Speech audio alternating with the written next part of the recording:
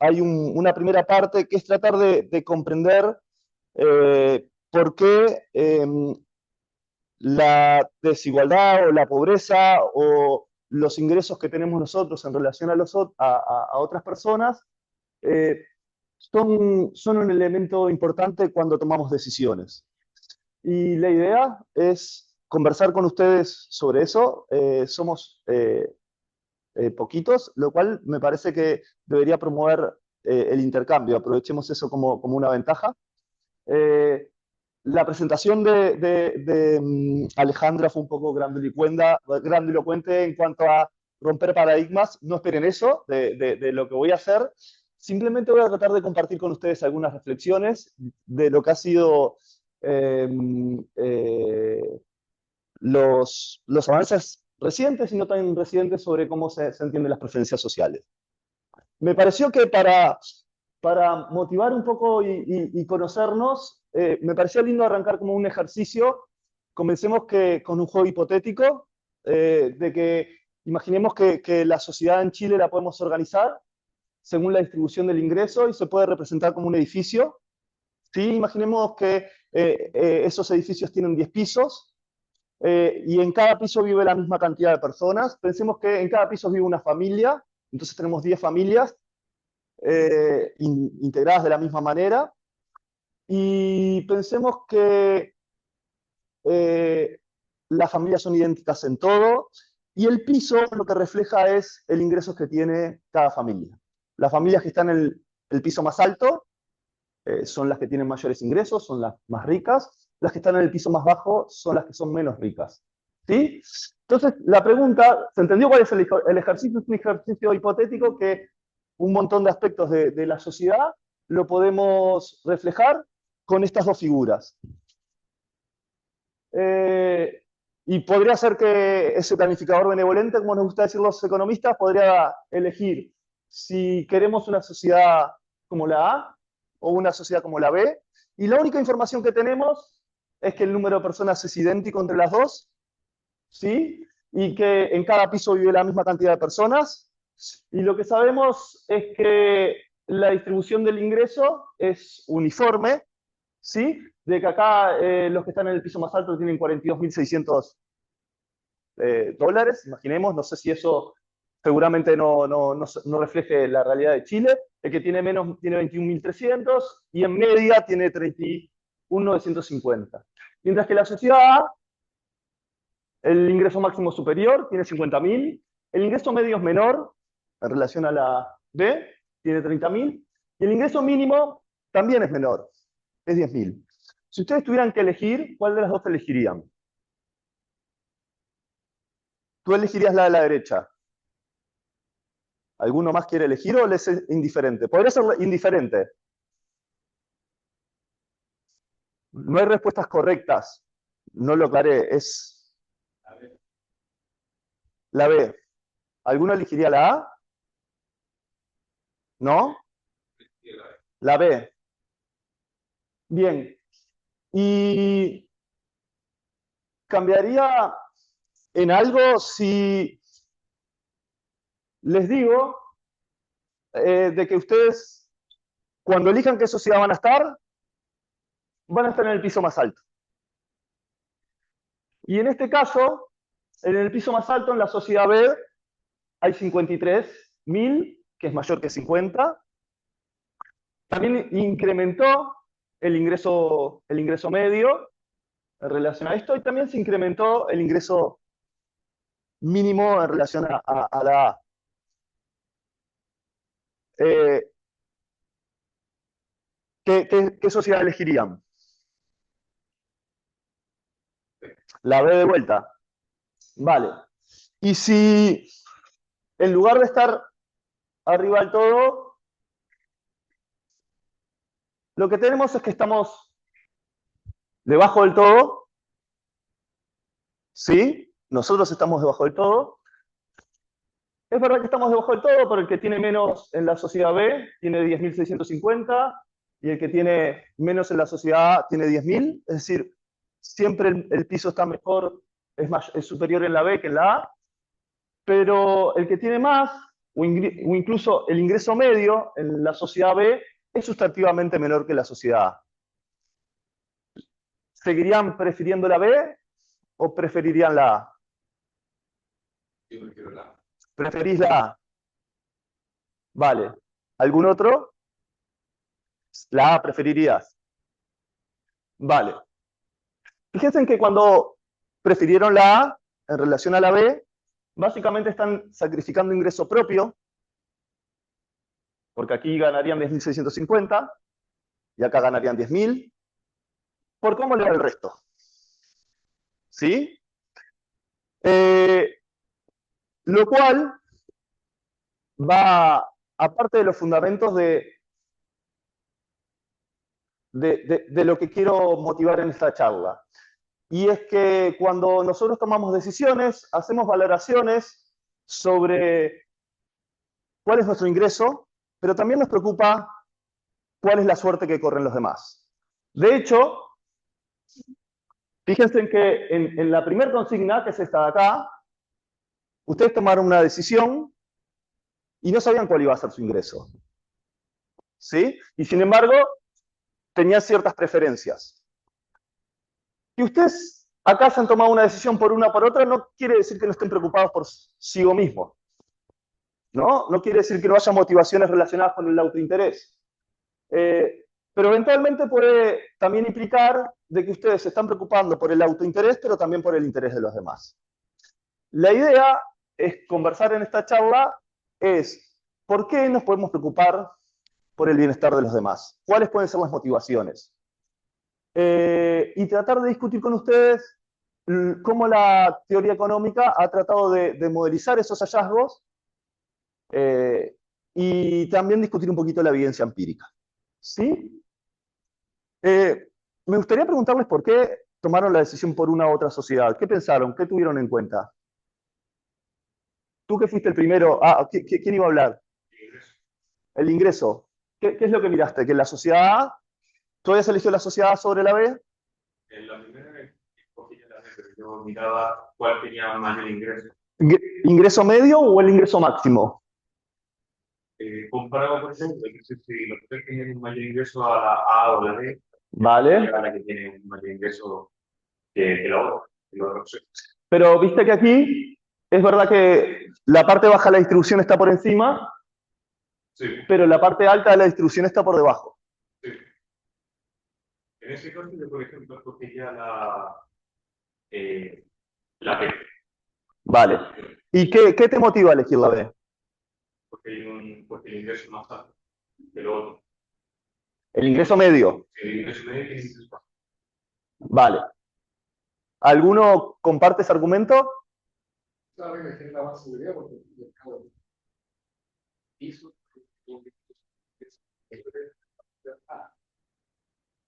está comparando a lo mejor los medios y hay mejor. Y bueno, pues claro, ahora estoy dispuesto a verificar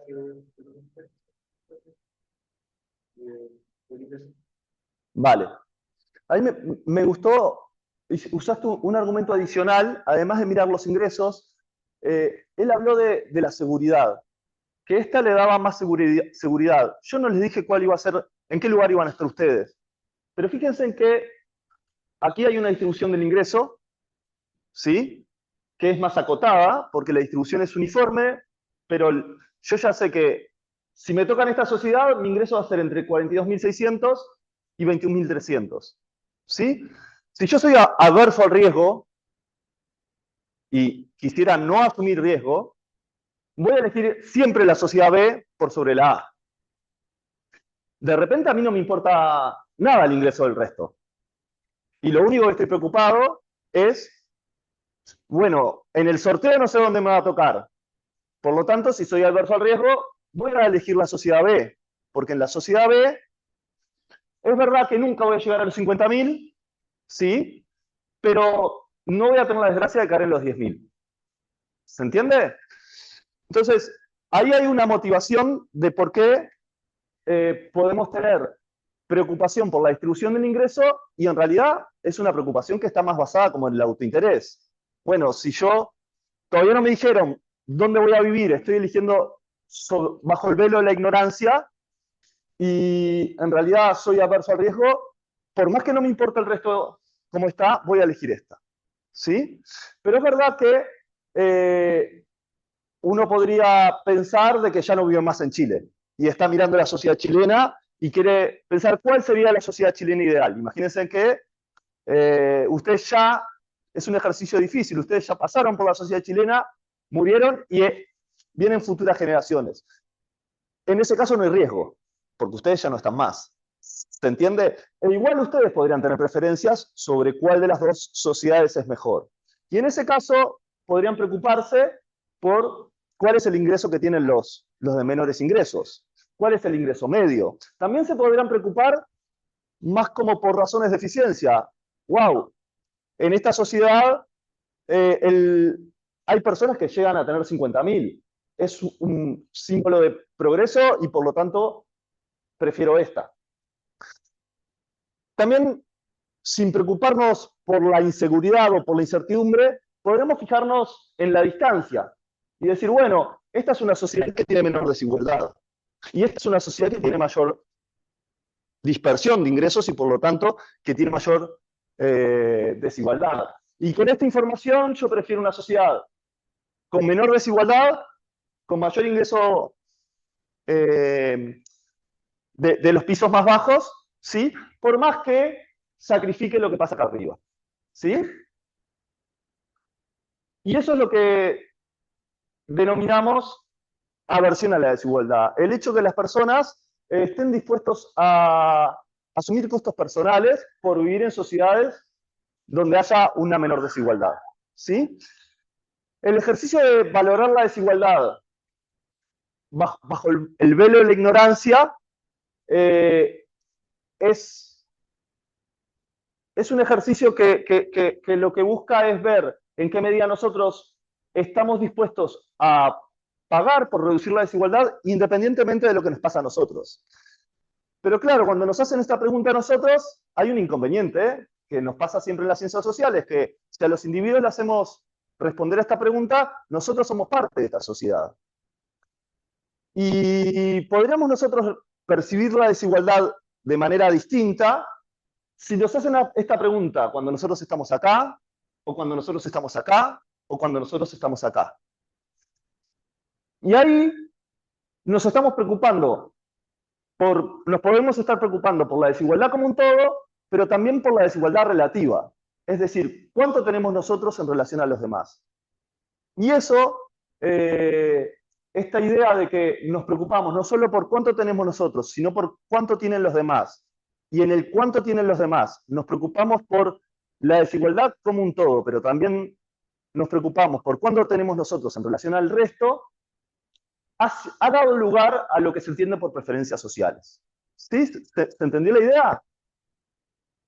Entonces, hecha esta motivación,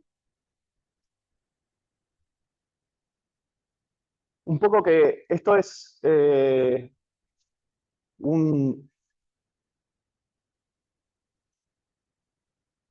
es como una confesión de cuál ha sido mi proceso de maduración sobre el tema. Nosotros nos enfrentamos en general a modelos microeconómicos que dicen los individuos solo se preocupan por el autointerés. ¿Sí? Y es como el corazón de la teoría microeconómica neoclásica. Sin embargo, existe muchísima evidencia de que los individuos cuando toman decisiones no solo se preocupan por cómo le va a ellos, sino también se preocupan por el resto. ¿Sí? Se preocupan tanto por las pagas relativas, ¿sí?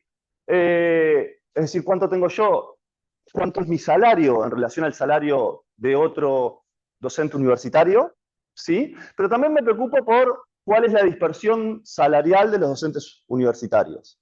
Son dos maneras de preocuparme por el bienestar de los otros o por la distribución del ingreso, ¿sí? Y esto es relevante, en particular en las economías en desarrollo, porque son sociedades donde existe alta desigualdad, y es relevante por dos razones. Porque impacta directamente en el bienestar individual, y además porque los aspectos distributivos tienen consecuencias en el comportamiento y en el bienestar colectivo. Es decir, tiene como un valor instrumental. ¿Sí? Eh,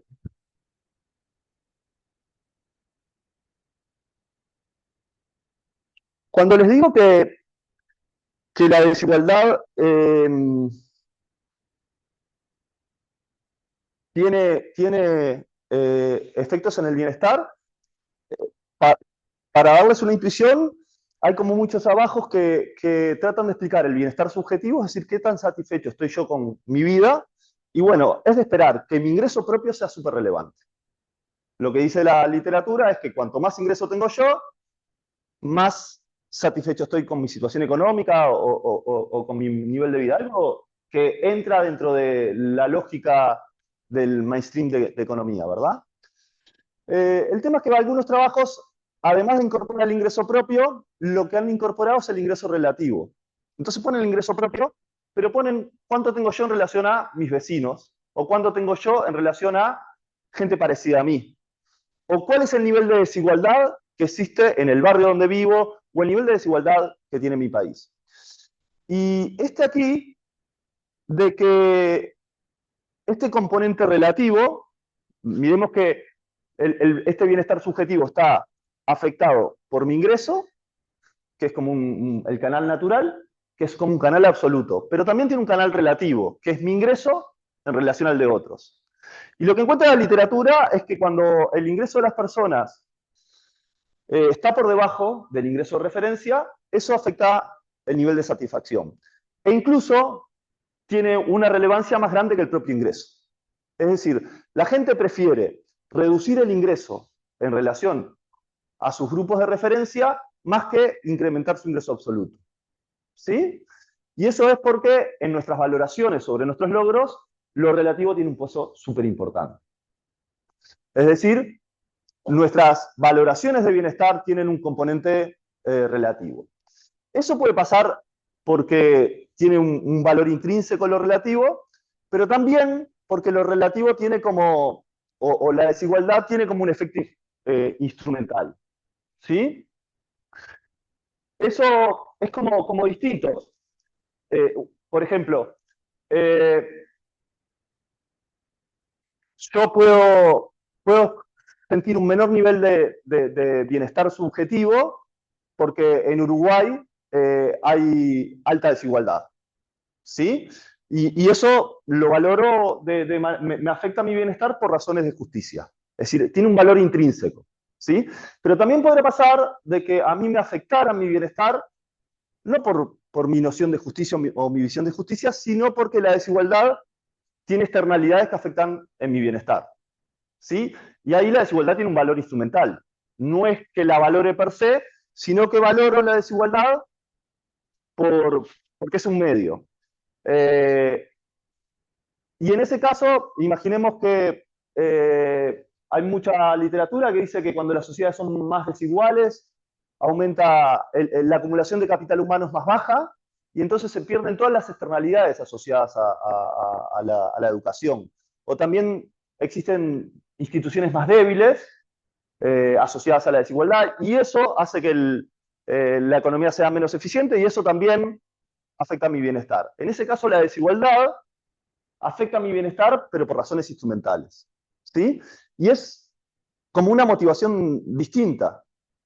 Del mismo modo, hay un argumento que plantea que en realidad la desigualdad no es mala per se, que la desigualdad genera buenos incentivos para que las personas se esfuercen más y por lo tanto la desigualdad, como genera buenos incentivos, hace que la gente se esfuerce más, agranda la torta y eso afecta positivamente mi bienestar. Entonces, hay una discusión en la literatura en este valor instrumental que tiene la desigualdad que podría afectar positivamente o negativamente. Por otra parte, cuando nos alejamos del valor instrumental de la desigualdad y lo que vemos es como la valoración de la desigualdad más asociada a las distintas nociones de justicia, también el signo es ambiguo, porque lo que sucede, y demuestra la literatura, es que todos nosotros podemos tener distintas visiones de lo que es un mundo justo. Y cómo afecta el bienestar va a depender de cómo son esas visiones. ¿Sí? ¿Venimos bien?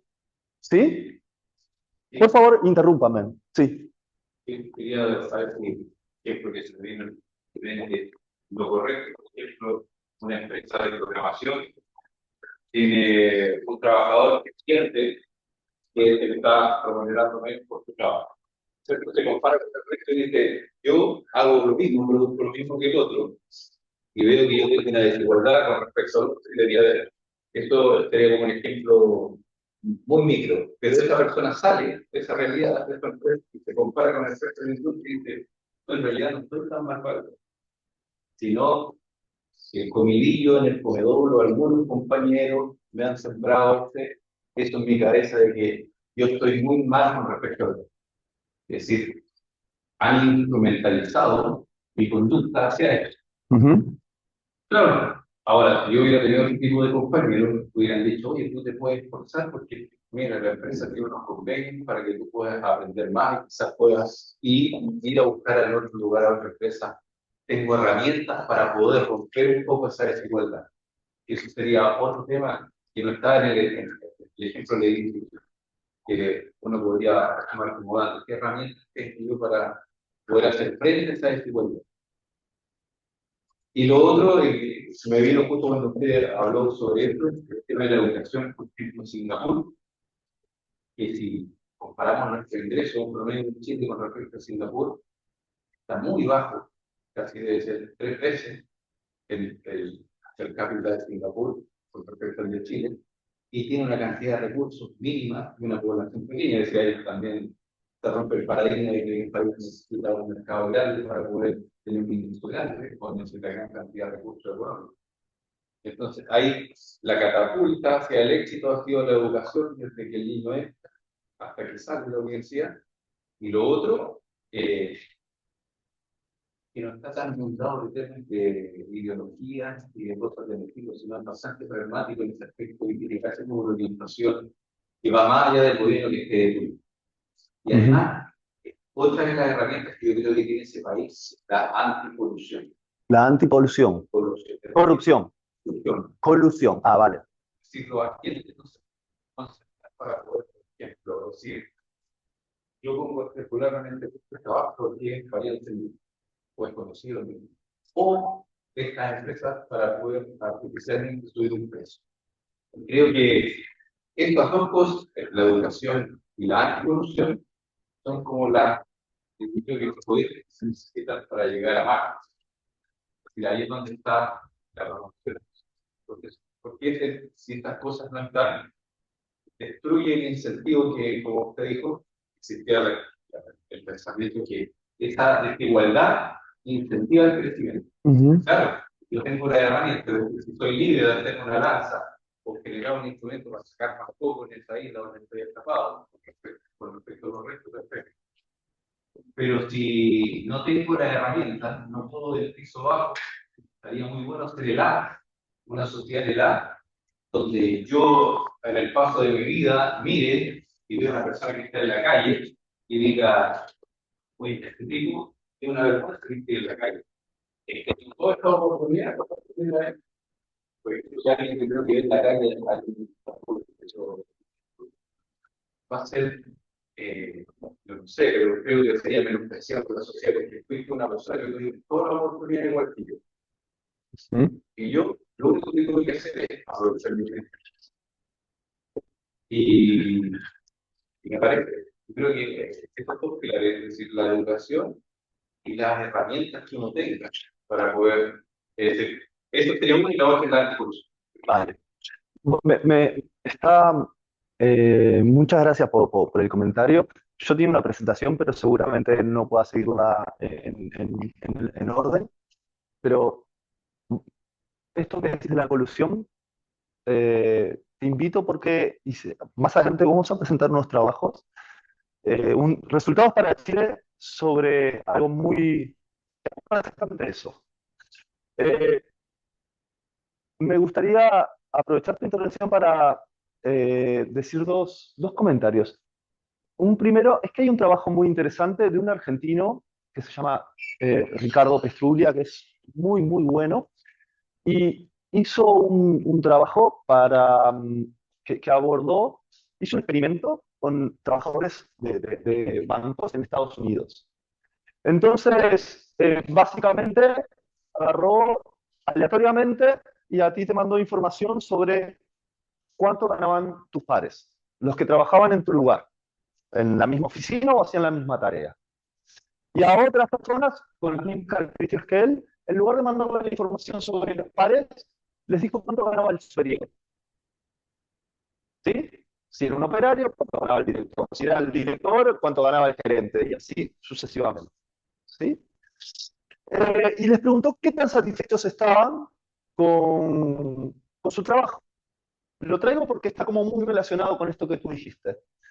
Eh, y el resultado, que a mí me pareció como muy interesante, es que además de preguntar la satisfacción con el trabajo, luego les midió de manera incorrecta la productividad. Es decir, eran operarios, cuántas llamadas atendían, cuántos trámites hacían.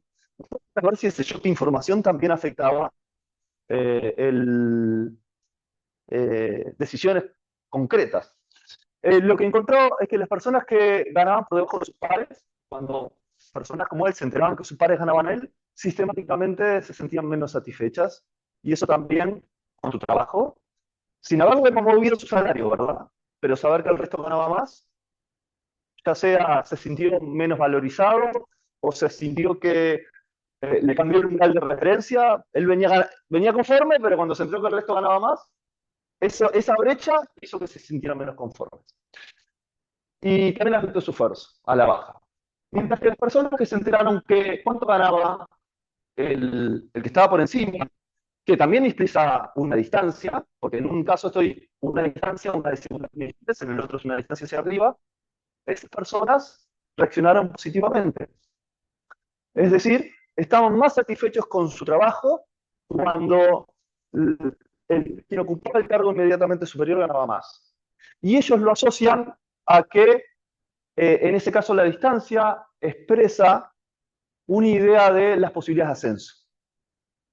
Entonces, miren cómo algo muy parecido, que es la distancia con otro trabajador, tiene valoraciones en nuestro bienestar distinto y también tiene consecuencias distintas en el comportamiento, porque también los que visualizaron que había una posibilidad de ascenso, en las semanas siguientes tuvieron más productividad. Entonces, lo que está en el fondo es que muchos de nuestras valoraciones sobre cuánto nos esforzamos o cuando vamos a contratar a trabajadores, es decir, decisiones enteramente económicas que son bastante frecuentes, no solo importa la paga absoluto, importa la paga relativa. ¿Sí? Eso es un primer punto, que me parece que está muy asociado con lo que tú decías. El segundo punto es que absolutamente nadie me preguntó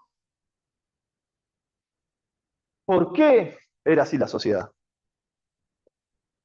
¿Por qué estaban en 10 escalones? ¿Es porque lo eligió la suerte? Es decir, tiraron dados y alguno me saqué el 10 en el dado, subo al 10, y otro el 1. ¿Fue por eso? ¿Fue porque todos empezaron acá? Y en el progreso con las mismas oportunidades, que es un que trajiste, todos empezaron con las mismas oportunidades y se diferenciaron porque con las mismas oportunidades hicieron cosas distintas, o es porque hay oportunidades distintas que nacieron en situaciones distintas y por lo tanto están en pisos distintos porque lo heredaron. Y seguramente las valoraciones de ustedes podrían ser distintas en función de qué es lo que explica que las personas estén en cada piso. ¿Se entiende? Y un poco lo que dice la evidencia, las personas hacen elecciones cuando eligen el nivel de desigualdad de una sociedad, se fijan en particular qué explica la desigualdad y reaccionan de manera distinta en función de lo que la explica. Y detrás de eso hay en los individuos como una visión del deber ser. ¿Qué sería lo justo? Y en función de eso hace las evaluaciones. Está muy asociado a lo que vos decís, bueno, depende, si todos tuvieron los instrumentos o las oportunidades para moverse. ¿Sí? Y lo que vemos es que la tolerancia o no a la desigualdad está muy asociado a qué explica esa desigualdad. ¿vale? Y lo vamos a tratar de ver un poquito más adelante. ¿Algún otro comentario? Miro la hora. Bueno,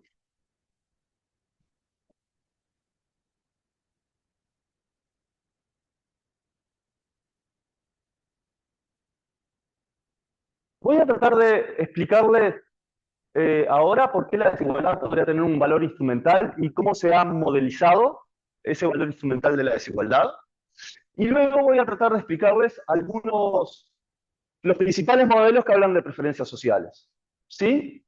Y yo creo que para esto no nos va a dar el tiempo, pero me gustó dejarlo en la presentación porque son como otras maneras de modelizar que nosotros nos preocupamos por el resultado de los otros, que no están basadas ni en preferencias sociales ni en el valor instrumental. Me parece que la presentación voy a hacer un esfuerzo por tratar de hacer estas dos cosas de la mejor manera para mi alcance. ¿Sí? Entonces, básicamente, voy a poner una ecuación porque, como les dije, mi vicio es, en la economía, bueno, pensemos que la utilidad del individuo Y en el momento T depende de cuánto consumo yo, pero también depende de Q, que es la distribución del consumo del resto. Y lo que mide Q es la desigualdad en cierto momento. En este tipo de modelización, ¿sí? Que Alesina y Giuliano la utilizan para explicar por qué las personas no toleran la desigualdad y están dispuestos a votar políticas redistributivas. Lo que plantean ellos es que la desigualdad importa indirectamente. La desigualdad importa porque afecta a mi consumo. ¿Sí?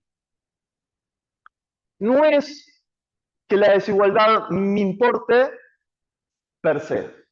Porque si la igualdad me importara per se, yo tendría un efecto directo de la desigualdad en mi utilidad independientemente de cómo afecta mi consumo. ¿Sí?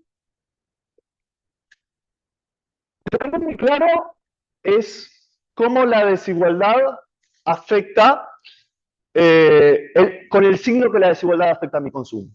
Estoy siendo un poco abstracto, pero les voy a traer algunos ejemplos. Me compré el último celular. Vengo feliz con mi último celular, el último modelo, en esta habitación, los miro ustedes y todos ustedes tienen el mismo modelo. Eso, y el está satisfecho yo con mi celular. ¿Se entiende? Pensemos que hay un montón de consumos que mi valoración viene a por cuánto consumo yo en relación a los demás. El consumo de moda, el consumo de algunos bienes lujosos, ¿sí? También podría estar asociado a la existencia de algún tipo de externalidades. ¿Sí? El uso de algunas redes sociales me genera más utilidad si hay gente que las utiliza. De alguna manera, el acceso que tienen ustedes a esos bienes afecta mi bienestar y genera como una externalidad. Como lo afecta a través del consumo, yo podría tomar mis decisiones de consumo considerando cómo afecta la desigualdad. ¿Sí? Pero miren que acá no estoy hablando de justicia. No estoy hablando de que a mí, per se, me preocupa cuánto tiene él por el bienestar de él. Lo que me preocupa es cuánto tiene él porque afecta a mi bienestar. ¿Se entiende? También podría suceder de que la distribución del ingreso, por ejemplo, afecte la calidad de las instituciones o la seguridad. Entonces, eso podría afectar mi consumo indirectamente. ¿Sí? O, como les decía antes, afecte el nivel de acumulación de capital humano que tiene la sociedad y eso me afecta directamente porque afecta mi productividad. Pero es todo instrumental. ¿Sí? Vale. Y lo que les decía es que el signo es un poquito ambiguo, porque podría ser que la desigualdad afectara la desigualdad del consumo afectaba positivamente mi utilidad, pero que la afectara negativamente por esta idea de que la desigualdad puede ser una externalidad negativa, por estos argumentos, pero también puede ser una externalidad positiva, por esta idea de que la desigualdad puede generar incentivos y hacer crecer la torta. Bien. Otra manera de ver a la desigualdad como un valor instrumental es cuando asociamos a la desigualdad como un riesgo, ¿sí? Y y es el ejercicio que hicimos al principio con los dos edificios. Cuando ustedes no sabían cuál edificio, dónde iban a estar ustedes pueden elegir el edificio que sea menos desigual simplemente porque son adversos al riesgo. Fíjense que ahí no es que ustedes estén preocupados por cómo les va al resto del edificio. Ustedes están preocupados por el autointerés y tratar de disminuir el riesgo. ¿Sí? Nuevamente, la desigualdad se constituye como un medio para reducir la incertidumbre. Y muchas veces también la desigualdad da una señal de lo que somos nosotros. En esta idea de que en la sociedad las personas no se preocupan por lo que tienen, sino por lo que tienen en relación a los demás, imaginemos una sociedad que se valora a los talentosos. Pero bueno, el talento es inobservable, ¿sí? Y muchas veces el talento, como es inobservable, lo que se observa es ciertas señales. Muchas veces los consumos de algunos bienes son señales sobre qué talentosos somos, ¿no? O sobre algunos atributos que la sociedad valora. Y ahí nuevamente la distribución de esos consumos afecta nuestro bienestar por razones instrumentales. ¿Sí? Y ahí está toda la literatura que habla de bienes posicionales, o son justamente bienes posicionales porque cuánto consumo yo en relación a los demás da una señal que es valorada por ustedes. Y eso me puede generar bienestar per se, porque yo me siento más feliz, más satisfecho cuando tengo más en relación a otros, pero también porque la señal que yo doy me puede contribuir, por ejemplo, a una mejor negociación en mi trabajo. ¿Se entiende? Ahora, claro, ¿qué tan buena sea esa señal? Depende de cómo es la dispersión, porque si yo me he visto de cierta manera, voy al trabajo, a buscar un trabajo, llego vestido de una manera, tratando de dar una impresión, bueno, esto es un economista bien formado, y llego trajeado, con los zapatos bien lustrados y todos estamos iguales, la señal que dimos no nos diferenció. Entonces, la distribución es hacer una cosa como importante. ¿Sí? Vale. Ahora vamos a ir a cuando yo valoro cómo le va a los demás, no por una razón instrumental, sino porque me importa realmente lo que tiene el resto. ¿Por qué hago este matiz? Porque muchas veces uno piensa, Martín está preocupado por cómo les va a ustedes. Martín es altruista porque se preocupa por cómo les va a ustedes. Ahora, la preocupación por cómo le va a ustedes puede ser netamente egoísta o autointeresada. Si yo percibo que a ustedes les vaya bien, a mí me genera buenos efectos. ¿Se entiende? La división entre este valor instrumental es cuando las personas empiezan a preocuparse por los demás, no por las consecuencias que pueda tener, no porque la desigualdad es un medio. ¿Se entiende cuál es el matiz? ¿Más o menos? Obviamente, hay zonas grises, ¿sí? Y van a ver que van a aparecer. Entonces, cuando hablamos de preferencias sociales, a mí los autores que para mí son la referencia son Ferry Smith, ¿sí? Que de hecho desarrollan un modelo que es como el modelo de referencia sobre la relación a la desigualdad. Básicamente, la preocupación en ese momento es que había mucha evidencia de la economía experimental, pero también de la economía basada en bienestar subjetivos, que rompían con que los individuos estábamos motivados solo por razones de autointerés. Pensemos en los resultados del juego del Ultimátum, o el juego de... no, ahí no me sale...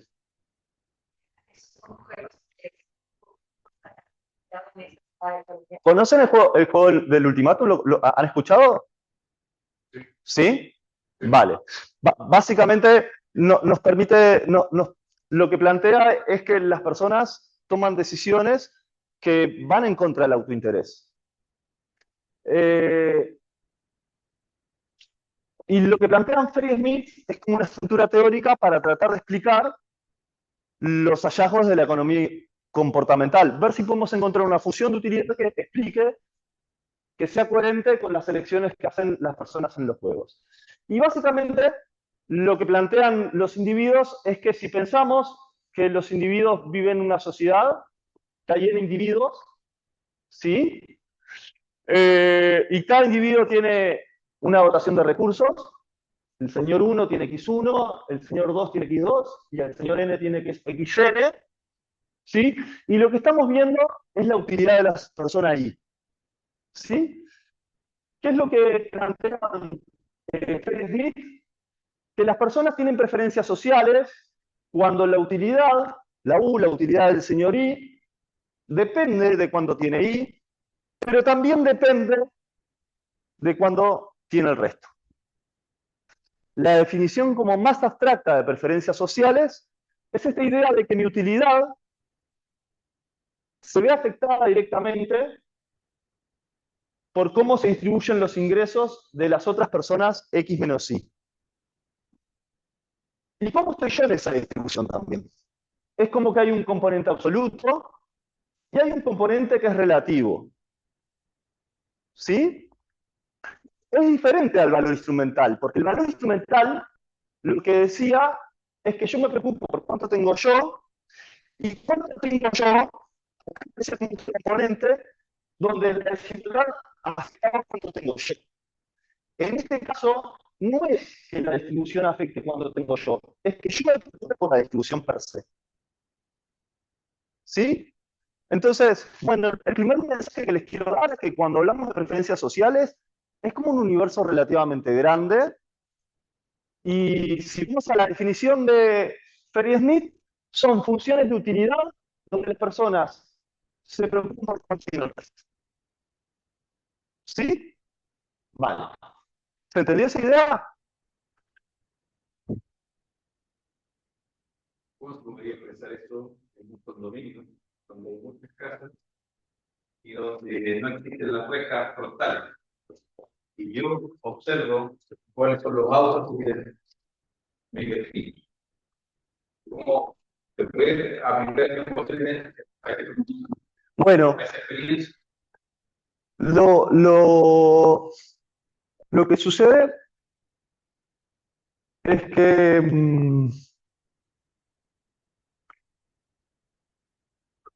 varias partes. Vuelvo para atrás.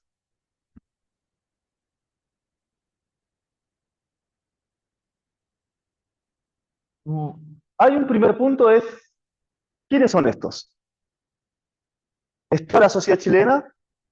¿Ustedes se preocupan por todos por todos, o por todos los que viven en Santiago de Chile, o por todos los que viven en mi barrio? ¿Se entiende? Porque las valoraciones podrían ser distintas. Esto me parece muy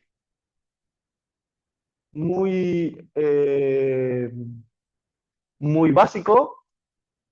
En realidad tiene como consecuencias muy importantes, porque los juegos que originaron esta movilización de Ferry Smith son juegos donde solo participaban 2 personas. ¿No? Básicamente, un juego era, tengo 1.000 pesos, 1.000 dólares, y los puedo dividir con Alejandra. Yo le hago una oferta, Alejandra puede rechazarla o aceptarla. Si la rechaza, los dos perdemos los 1.000 dólares. Si la acepta, dividimos los 1.000 dólares como ella quiso. Fíjense que si fuera un agente racional, yo le daría $1 y me quedaría con los 999, y si ella fuera racional, ante la alternativa de 1 contra 0, aceptaría mi propuesta.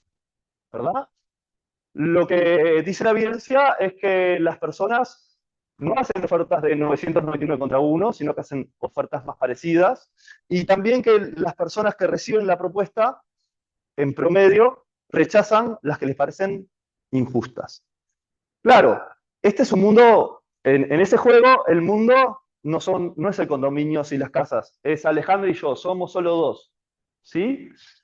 Lo que vemos es que cuando nos preocupamos por los resultados, nos podemos preocupar por todos, también nos podemos preocupar solo por los más pobres, o nos podemos preocupar solo por los que compartimos la misma profesión, o nos podemos preocupar por los que viven en el mismo barrio. ¿Sí?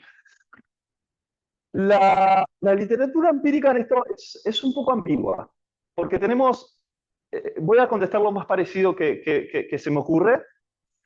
Tenemos unos trabajos que preguntan la satisfacción con la vida, y lo que miran es si en el barrio alguien ganó una lotería. Entonces nosotros somos del mismo barrio, tú ganaste la lotería, y vemos si cómo es mi bienestar en relación a esto. Es como que hay un shock exógeno que a vos te hizo más rico, nuestro ingreso absoluto no cambió, pero sí cambia nuestro ingreso relativo. Bueno, ese shock negativo afecta el bienestar nuestro. A pesar de que no se movió el ingreso. ¿Se entiende? En ese caso, el hecho de que vos seas relativamente más pobre en el barrio te afecta el bienestar negativamente. Después hay otros trabajos que hacen una cosa un poquito distinta, que tratan de explicar qué tan satisfechos están con la situación económica, ¿no? Y le ponen el ingreso de cada uno, pero además ponen el ingreso de tu barrio, como una aproximación de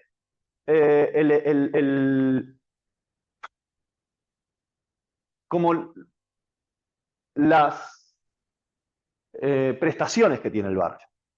Y en ese caso, uno podría decir, bueno, las personas que viven en barrios más ricos, si son relativamente más pobres, capaz que se sienten una privación relativa y se sienten insatisfechas. Y en ese caso hay trabajos que encuentran contrariamente un efecto positivo. Y lo interpretan de la siguiente manera. Si yo no tengo un ingreso relativo más bajo que el de mis vecinos, pero mis vecinos son relativamente más ricos que yo, y eso contribuye a financiar los bienes públicos locales. Este era un estudio para Alemania, donde la recaudación de impuestos está muy asociada al lugar donde viven. Eso termina afectando positivamente mi bienestar, que el hecho de que yo viva en un barrio más ambiente facilita el financiamiento de los bienes públicos. A lo que voy, la respuesta es que cuando uno mira el entorno más cercano, el barrio podría ser como una referencia para hacer estas valoraciones. Tenemos como evidencia ambigua. En algunos casos, el vivir en un barrio y yo ser el más pobre del barrio me genera insatisfacción. En otros casos, esa insatisfacción generada por tener menos ingresos que el resto se ve compensada porque produce bienes públicos locales. ¿Sí? Otro resultado que también lo plantea como muy fuerte en la literatura es que cuando las personas viven en un barrio y están por debajo del ingreso del barrio, en general tiene un efecto negativo en tu bienestar. Pero si el ingreso del barrio es indiferente. ¿Se entiende? Es como que nosotros hacemos nuestras valoraciones en relación a otros, ¿sí? Pero no las hacemos de manera simétrica. Son asimétricas las valoraciones. A mí me genera mucha satisfacción acercarme a el ingreso medio del barrio, pero una vez que lo paso, el ingreso del barrio deja de ser como mi referencia. Sí.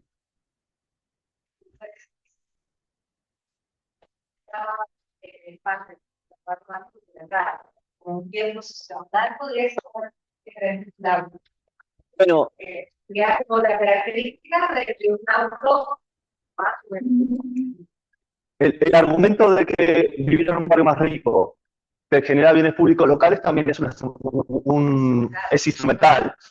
En el otro es otra cosa, que a mí me genera desutilizar que otros tienen más que yo, porque me suben, me incrementan las aspiraciones o porque le tengo envidia, por distintas razones. Es un desafío ver cómo separar esas dos cosas.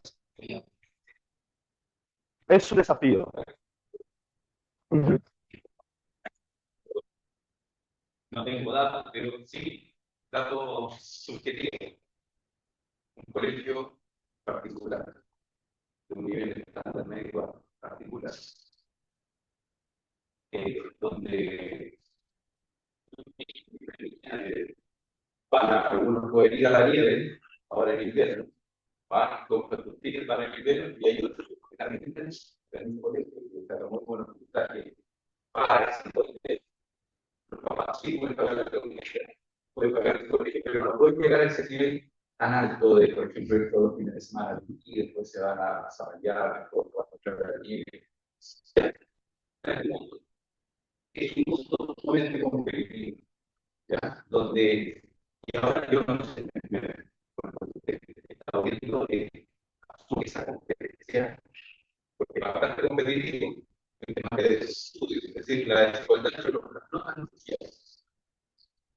Como que esa ve que tiene las herramientas, tiene el mismo nivel educacional, tiene la posibilidad también de que sea pagada su universidad, o no sea, es decir, por lo tanto, hay un nivel de competencia bastante alto en ese grupo de ese grupo.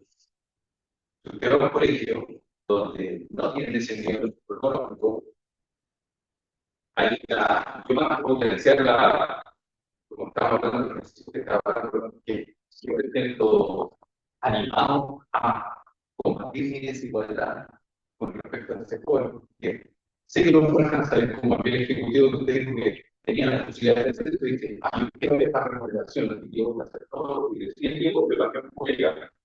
No me guardo mi posibilidad. Es hay todos jóvenes, tampoco. Si el papá de la marca puede mandar a que todos los días a la nieve, yo también puedo.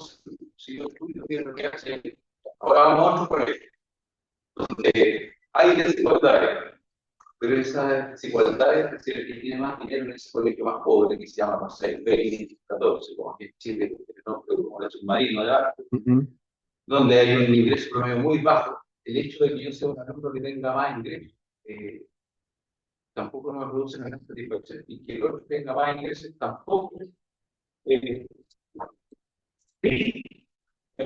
esa satisfacción, porque veo que existe la posibilidad de vivir a lo social, que existe esa herramienta, existe Bueno, el punto es que las valoraciones de estas distancias, de estas diferencias, y cómo afectan en el bienestar y en las decisiones, están influidas por cómo las personas perciben el origen de esas desigualdades. ¿Qué es lo que la explica? Sí.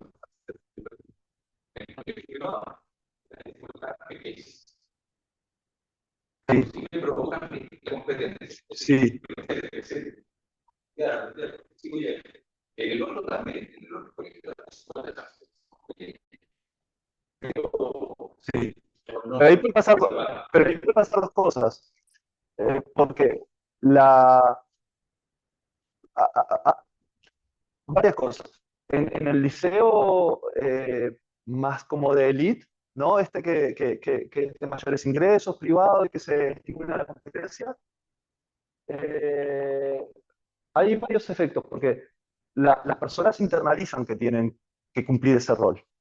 Y eso tiene como consecuencias. De hecho, es un problema el estrés, es decir, los problemas de salud mental que muchas veces sufren estos chicos que van a esos liceos, como que a priori están en un círculo privilegiado, pero esa idea de competir al máximo genera como esa externalidad. Es verdad que saca muchas veces los mejores resultados para los chicos, pero hay otros que reaccionan opuestos.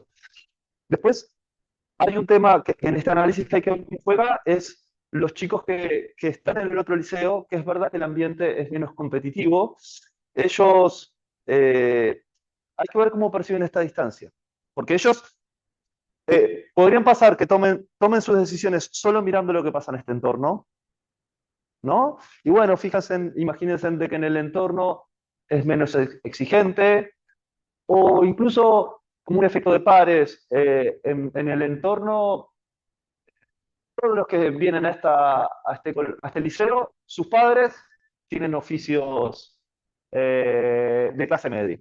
No puedo aspirar a eso. Es decir, hay que ver si los que viven en los que van a este segundo colegio pueden mirar a lo que pasa acá arriba y luego cómo interpretan esas distancias. Interpretan esas distancias como una distancia que existe y que es factible de ser acortada, eso puede jugar como un estímulo. Si perciben esas distancias como algo inalcanzable, mira a su entorno y ven las desventajas, y mira el entorno del otro y ven las ventajas, puede servir como un desestímulo. Y la literatura como que plantea esas dos cosas. Hay unos trabajos que no son de preferencias sociales, pero son muy parecidos, en el sentido que lo que plantean es que las personas, cuando tomamos decisiones, miramos nuestro ingreso absoluto, pero miramos nuestro ingreso relativo en relación a nuestras aspiraciones. Entonces tiene un componente como parecido a esto, y el punto es que las aspiraciones se construyen socialmente. Entonces lo que plantean los autores, Debra Ray, ellos teorizan sobre cómo se forman las aspiraciones. Y básicamente lo que plantean es que las aspiraciones se forman por el contexto, contextos que son muy segregados, pueden llevar como que las ventanas de aspiraciones sean muy reducidas, y entonces, oiga, yo que voy a este liceo, mis aspiraciones son reducidas porque ni conozco lo que pasa allá arriba, ¿sí? Y se convierte como una especie de trampa de aspiraciones, porque hago lo que yo conozco y lo otro ni siquiera lo conozco. También puede pasar otro tipo de trampa de aspiraciones, y es que mi ventana de aspiraciones es amplia, yo voy hasta el liceo, pero sé lo que pasa acá arriba, ¿sí? Pero a pesar de que sé lo que pasa acá arriba, lo veo inalcanzable. Y entonces, eso no me estimula, sino que al revés, me desestimula. Ellos modelizan de que pueden existir esos dos tipos de fallas de aspiraciones y que eso puede llevar a que las personas tomen decisiones que perpetúen como en situaciones de bajos ingresos y además que tenga pérdidas de bienestar, porque esos chicos muchas veces pueden ser talentosos y podrían tomar decisiones distintas, pero no la hacen porque el contexto no los ayuda, ¿sí? Nos desviamos un poco, pero me parece que ayuda a interpretar eso. Con eso se conduce bien todo eso que tú hiciste el diagrama pretérito, Sí. la marca, cómo es que interactúa. Puedo preguntar una Bueno, hay un trabajo hay un trabajo que a mí me asombró mucho, es que es un trabajo para la India, ahora no me acuerdo de los autores, que básicamente juntan a jóvenes de distintas castas y los hacen hacer pruebas de matemáticas, ¿no? En el anonimato, no dicen de qué casta son. Y las castas superiores, inferiores, y disculpen que me refiera así, no, es como ellos se autoidentifican, y lo digo de manera un poco bruta y rápida, pero creo que se entiende, tienen el mismo resultado, no tienen diferencias. Luego replican para otro grupo que sortearon las mismas características, les hacen hacer las mismas pruebas, pero antes de hacer las pruebas le dicen, oye tú, fulanito es de la casta A, fulanito es de la casta B, fulanito es de la casta C. Y lo que encuentran es que se diferencian los desempeños. Por la sencilla razón de recordarles la posición social. es muy fuerte la implicancia que eso tiene. Es decir, son los mismos jóvenes que cuando hicieron el anonimato mostraron el mismo desempeño, el mismo talento. Cuando les pusimos encima cómo se organiza esa sociedad y todo lo que implica el sistema de pistas, lo internalizaron y a algunos les fue peor que a otros. Es verdad que es difícil hacer un paralelismo con las sociedades como las nuestras occidentales, que no nos organizamos en castas. Pero hay que ver cómo juegan los sentidos de pertenencia a distintos contextos. Es muy fuerte. Viene del colegio militar. Entonces, inmediatamente le pones encima la caja. Sí, Ahora, uno de los aspectos, no era el que estamos haciendo en conjunto con aquí, tomamos datos de las experiencias de universidades privadas y de universidades que provienen justamente también de colegios, son actuaciones en mayoritariamente estos de negocio y los otros son privados. Y ahí estamos viendo me parecía que relacionada también con lo que sí, estamos analizando en estos días. sí, tal cual. Nosotros tratamos de hacer un ejercicio para medir preferencias sociales o una preferencia social muy concreta, que es la aversión a la desigualdad, para estos tres perfiles y encontramos diferencias notables en el nivel y también en cómo reaccionan a las razones que explican la desigualdad. Pero bueno, eso lo voy a decir un poco más adelante. Creo que quedan 15 minutos para el horario de mañana, de la mañana, ¿verdad? ¿Sí? ¿Sí? Vale. Sí. La sesión 5, que queda y ahí Me gusta cuando hablo de preferencias sociales, retomo esto que está aquí, esta idea de que la utilidad mía se ve afectada por cuánto tengo yo y cuánto tengo yo y el resto. Ahora, fíjense en que esto, que parece muy tonto y general, tiene como implicancias muy distintas y la literatura económica ha hecho cosas muy distintas. Les voy a poner como algunos ejemplos. La idea es que la utilidad tiene un componente estándar que depende del ingreso propio, pero tiene un segundo componente que depende de las comparaciones con los otros. Y ahí se arma una caja enorme, porque la primera pregunta es, ¿quiénes son los otros? ¿Son mis vecinos? Oiga, yo jugaba al básquetbol, me podría comparar con LeBron James, que es el mejor jugador, o me podría comparar con los que juegan en la placita. La placita de mi barrio. Mi nivel de satisfacción cambiaría. Yo siempre hago, cuando empiezo mi curso de desigualdad y pobreza, les hago este ejercicio. La escala de calificaciones es del 1 al 12. Les digo, ¿qué les parece si yo les hago por contrato de que todos ustedes se sacaron 10? ¿Estarían contentos? ¿Sí? Vale. Y si les digo que en realidad ustedes sacaron 10, pero históricamente todos los que pasaban por esta materia tenían 12, ¿seguirían igual de contentos? Y trato de conversar con ustedes cómo nuestras valoraciones de algunos aspectos, algo tan concreto como la nota, tiene un componente como relativo. La literatura, podría suceder de que a mí lo que me interesa, fíjense en que varias cosas.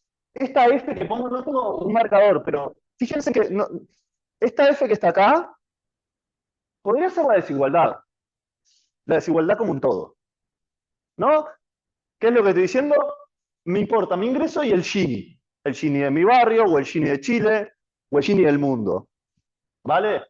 Pero también lo que me podría interesar a mí es cuánto tengo yo y cuánto tiene mi contexto más cercano. O cuánto tengo yo y cuál es la distancia entre lo que tengo yo y lo que tienen mis vecinos o mis compañeros de trabajo. ¿Sí? Y muchas veces se ha modelizado como la distancia, es decir, se trata de explicar la utilidad en relación a cuánto tengo yo y la diferencia entre lo que tengo yo y el resto. La distancia es cardinal. Pero muchas veces lo que encuentra la literatura es que no importa si la distancia es grande, sino si existe un orden. yo quiero ser el mejor. Y gana, me genera utilidad si soy el 1. Si soy el 2 ya no me genera utilidad. Y no importa si el 2 está cerquita o no.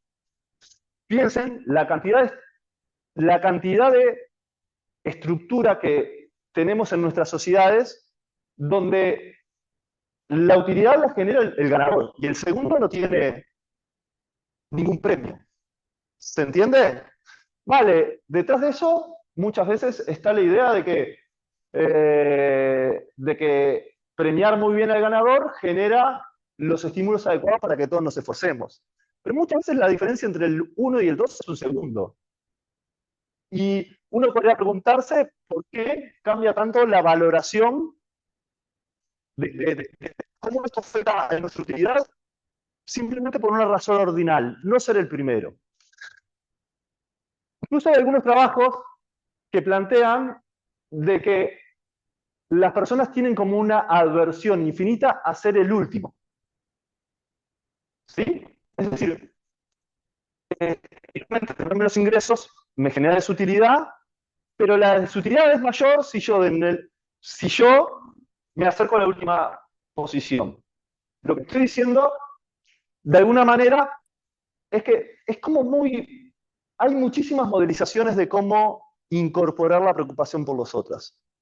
Puede ser incorporar la brecha es la distancia, puede ser incorporar una medida de síntesis de la desigualdad, puede ser incorporar el ranking, ¿sí? Es decir, muchos modelos lo que dicen es, bueno, voy a ver los ingresos del barrio y voy a ordenar las personas según el ingreso del barrio. Y las personas tienen un efecto en su utilidad según su lugar en el barrio.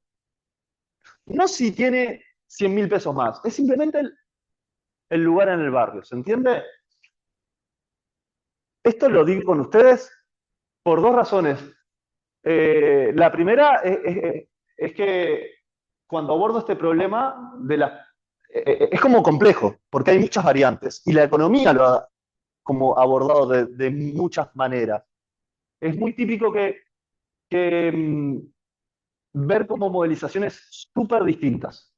Y lo segundo es porque lo que intento es motivarlos y darle como cajas de herramientas para que piensen estos problemas, que hay muchos que no están resueltos, por lo menos en la economía. Vale. ¿Qué es lo interesante de esto? Es que cuando yo incorporo, yo soy el señorí, entonces estoy mirando la utilidad del señorí, y lo que estoy modelizando es cómo cambia mi utilidad cuando cambia el ingreso del señor J. Ustedes son los J para mí, y yo soy el señor I. Si yo veo que el ingreso de ustedes aumenta, y eso a mí me genera su utilidad, podemos interpretar que lo que está sucediendo es que yo les tengo envidia. Yo no me pongo contento que a ustedes les vaya mejor. Y hay una parte de la literatura que lo que dice es, a igualdad de condiciones, si yo no sé por qué pasó, pero yo sé que a él tiene más ingresos y eso me genera desutilidad, uno podría modelizar como efecto envidia. De hecho, estos resultados del juego del ultimátum o de algunas estimaciones que tratan de explicar el bienestar subjetivo en relación a los ingresos de los demás, esto lo modelizan como un efecto envidia. Hay algunos trabajos que lo que encuentran es que, oye, si él es más rico que yo y le aumenta el ingreso, eso me genera desutilidad. Pero si ustedes son más pobres que yo y les aumenta sus ingresos, eso no me genera desutilidad. Y entonces eso se lo conoce como envidia hacia arriba. ¿Sí? Incluso podría suceder, lo que sucede es que es el mismo signo que antes, pero la diferencia es que ustedes, que son los XJ, él tiene un ingreso más grande que yo. Pero podría suceder que existiera un efecto compasión, que aumentara el ingreso de ustedes, y ustedes tienen menos ingresos que yo, y que eso a mí me genera utilidad. Que aumente el ingreso de él, que es más rico que yo, me genera desutilidad, que aumente el ingreso de ustedes, que son más pobres que yo, me genera utilidad. Pero también podría pasar de que a mí también me genera la desutilidad que aumentara sus ingresos. por más que fueran más pobres que yo. ¿Por qué? Porque los percibo como una amenaza. O porque tengo como orgullo, un efecto orgullo de tener una distancia hacia ustedes. Como ven, con esta simple idea de que mi función de utilidad los incorpora a ustedes, puedo modelizar cosas muy distintas. Otra alternativa es que mi utilidad no se ve afectada por lo que le pasa a ustedes. Claro, si mi utilidad no se ve afectada por lo que pasa a ustedes, salgo de un modelo de preferencias sociales y voy a un modelo tradicional. ¿Sí?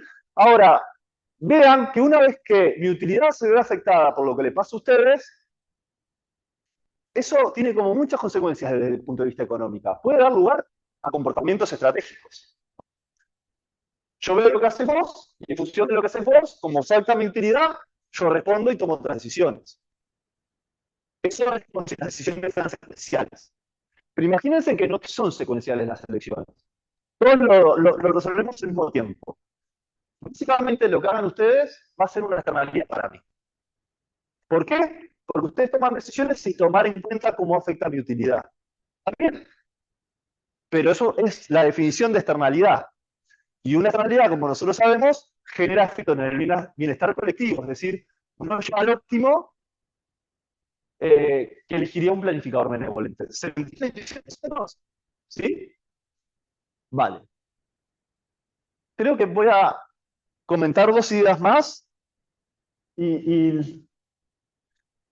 Vale. La pregunta que uno podría decir es, ¿por qué tenemos preferencias sociales?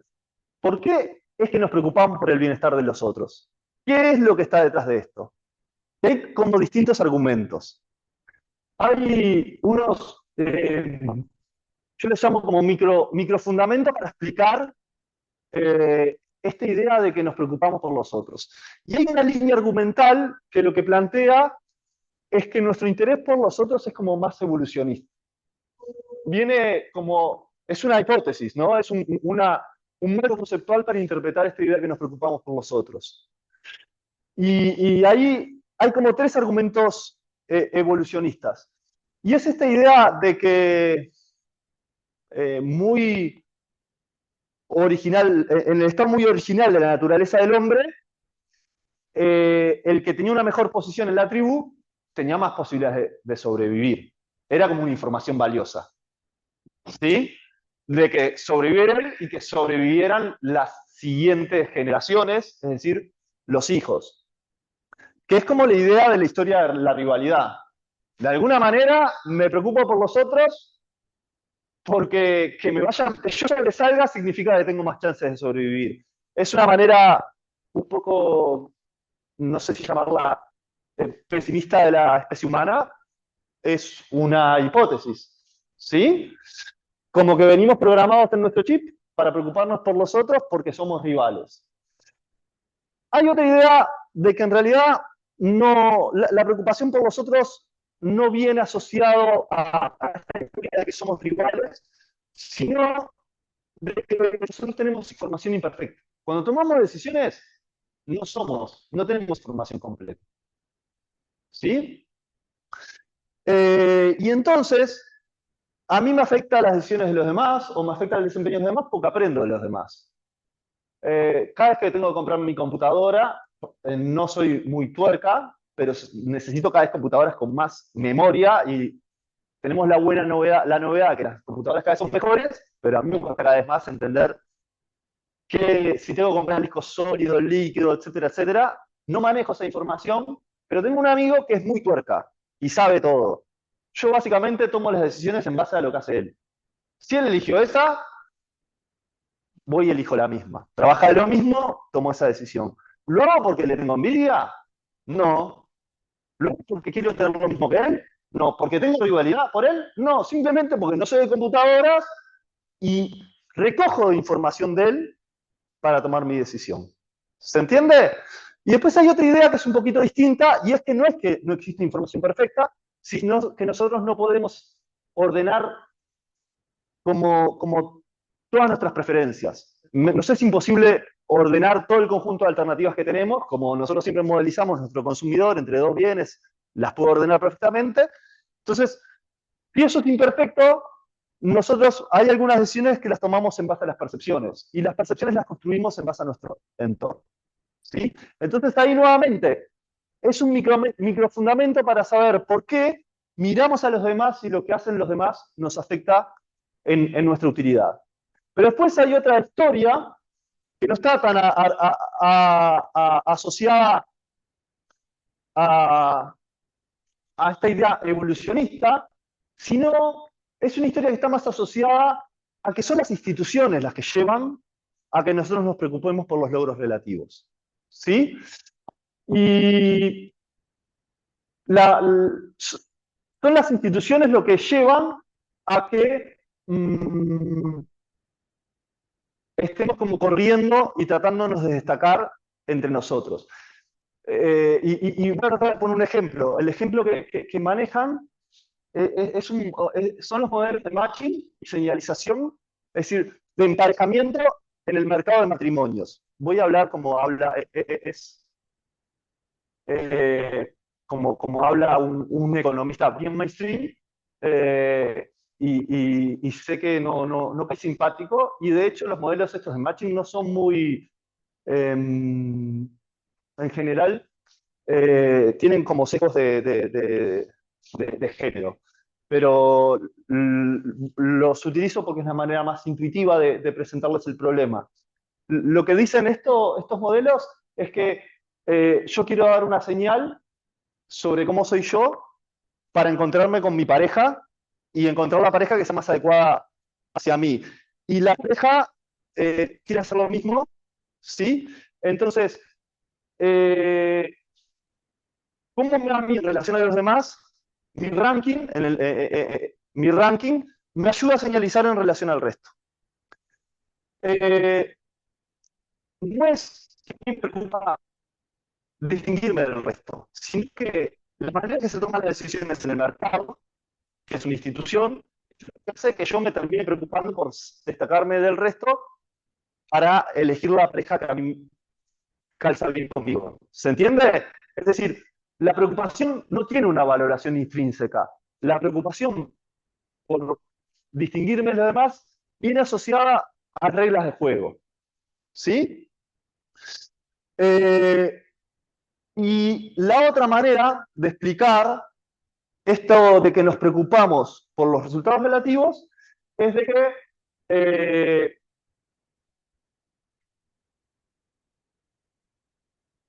que nosotros tomamos nuestras referencias a partir de aspectos socioculturales, esta idea que les decía hoy de las aspiraciones, ¿sí?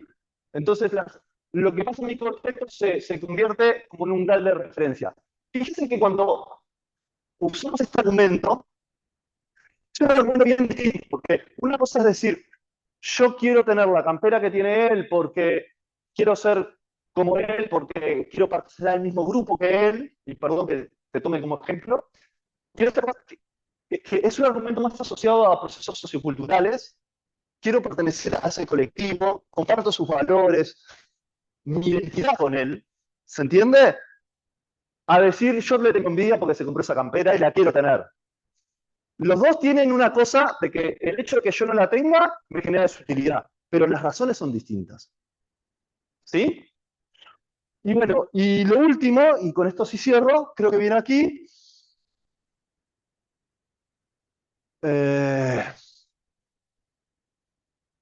Y es que viene más adelante, pero se los voy a adelantar. En esta idea de que los procesos socioculturales son relevantes, muchas de las motivaciones para preocuparnos por lo que le pasa al resto es porque tenemos una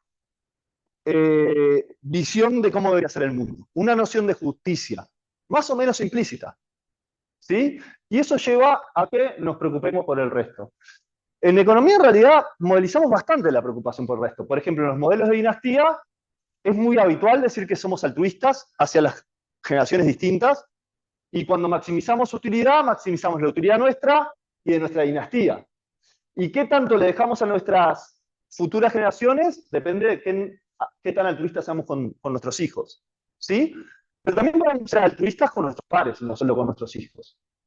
¿Qué significa ser altruistas? Bueno, de que a mí me genera satisfacción, me genera utilidad que a usted le vaya bien. ¿Qué pasa eso?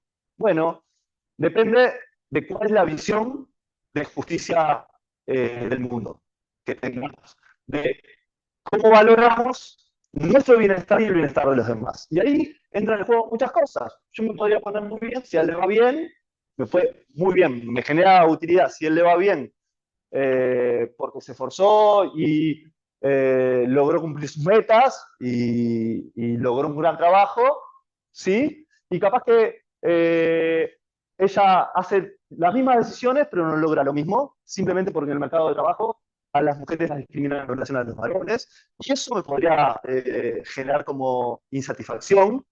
Y podría pasar que él logre los mismos resultados que él, pero en realidad que no haya hecho nada para lograrlo. Simplemente es porque es el hijo de o la hija de, y podría suceder de que cómo afecta mi utilidad estas tres situaciones fuera distinto. ¿Por qué? En el fondo, porque hay una noción sobre cuál es un ideal de distribución y hay una valoración de cómo yo pondero el ingreso de las distintas personas y si me parece que es justo o no. Además de cómo me afecta. ¿Sí? Y hay toda una literatura que trata de explicar por qué las personas tenemos distintas preferencias sociales. Y encuentra de que hay algunos que son meritocráticos, hay otros que son igualitarios, hay otros que son libertarios, y en función de eso es cómo reaccionan a los aspectos distributivos. ¿Sí? La idea es, en la segunda parte, conversar un poquito de trabajos concretos sobre esto. Vamos a presentarles uno sobre Chile, que es un poco lo que dio la motivación a que me conociera con Alejandra y que hiciera estas visitas. Yo creo que estoy en hora y no quiero... Les agradezco a todos por estar. Espero que les haya sido interesante, por lo menos haber transmitido con las ganas que yo hago esto y que se vayan con preguntas. ¿Sí? Y si nos vemos de tarde, genial. No, de nada. ¿Eh? Yo creo reflexiones, como para ir descansando, pero como varias, no sé. Las preguntas, ya me parecen suficientes. Bueno, en realidad si tienen preguntas ahora, yo encantado de seguir hablando, pero el problema que tengo es que tengo escaso poder de síntesis y hablo más de lo que debo. Pero si tienen preguntas, podemos tener un ratito para conversarlas. O si no, las retomo después. Eso como, yo no quiero robar del tiempo de ustedes, estaba previsto que fuera 1 hora y media. Pero si tienen preguntas, un placer. Yo creo